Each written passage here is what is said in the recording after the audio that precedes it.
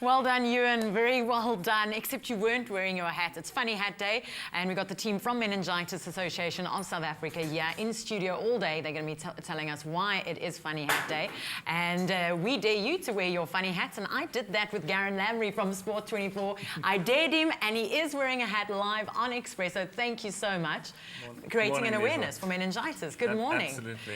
Busy sporting weekend. I hope you're going to wear your hat the whole weekend. I'll do my best, I can't promise. Now, I saw you walk in this morning and you're wearing a black and a white shirt. And tomorrow is New Zealand, the All Blacks, playing our Springboks. Correct. Why are you wearing a black and a white shirt? You've got the green and gold. Yes. You're obviously sporting the box. I've got the black and the white flag of surrender, I fear, for the box. Good answer. I'm worried about the box tomorrow. You know, they're coming off the defeat against the Wallabies, comprehensively beaten.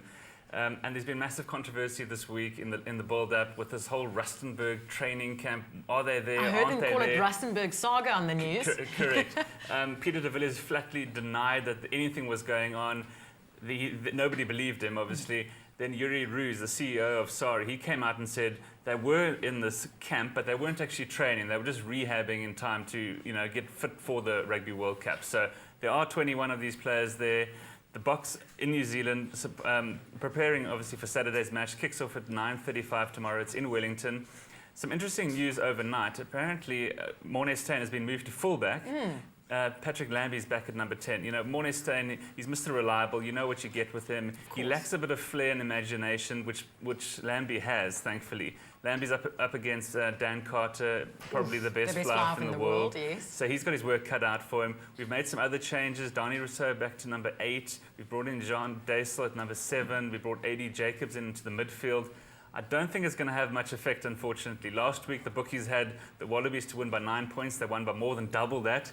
This weekend, they've got the All Blacks to win by 19. Ooh. If they end up winning by more than double that, we'll break all sorts of records that we don't really want to. Of course. So I do think New Zealand are going to win comfortably. Unfortunately, they're heading back to obviously South Africa after that. I expect a stronger team to be named and more competitive matches back in South Africa for the return leg. Well, on Expresso, we're supporting the Springboks all the way. So a little later on, we're going to be making a Kiwi breakfast that everyone can make tomorrow for the game.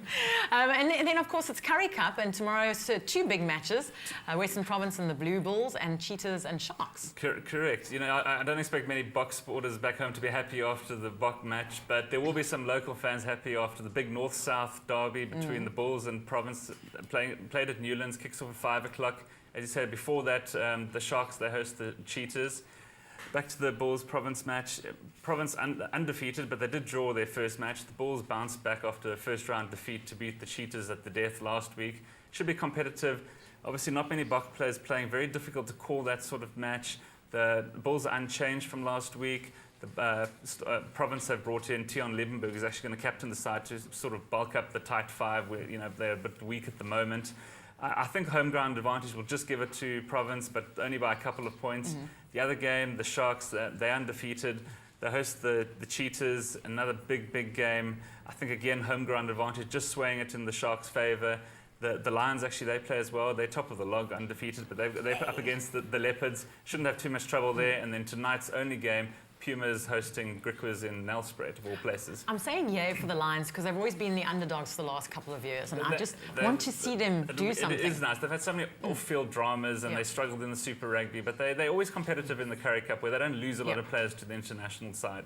Now, our South African team over at the FINA World Champs, Cameron van der Berg, bringing the medals home. He has. You know, I'm a big swimming fan, but I've been a bit disappointed with Team South Africa this year, unfortunately. You know, they've sent 67 swimmers, synchronized swimmers, and water polo players over. The water polo, starting there, they've been massively disappointing. The men's side have lost every single game. They've finished bottom. The women's side drew with Cuba, who aren't very good, let's be honest, but lost every other game. In the swimming, as you said, Cameron van der Berg has picked up 2 bronze medals. He was favourite to win the 50-metre breaststroke. He ended up 3rd. He finished 3rd in the 100 metres as well. The event finishes on Sunday. I don't see any more medal prospects for us, which is sad. It's one of our worst performances as a team overall in a number of years.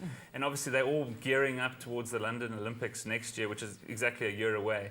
And things don't look good. You know, you'd like to think they'd be on track by this stage.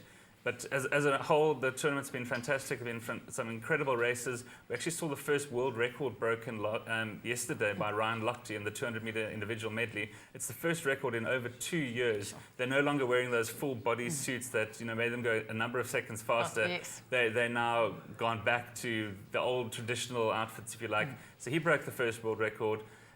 So a couple more races. Michael Phelps, obviously, he's not quite at his best yet, but I expect him to still pick up a couple of medals before it finishes on Sunday.